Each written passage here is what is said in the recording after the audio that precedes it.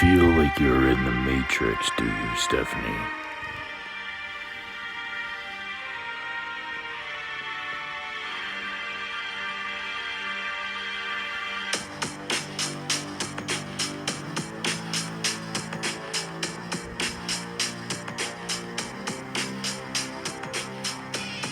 There's two worlds.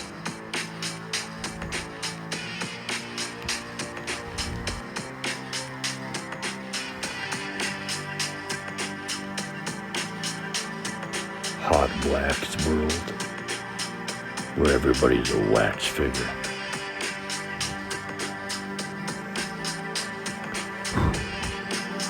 Or the spiritual world.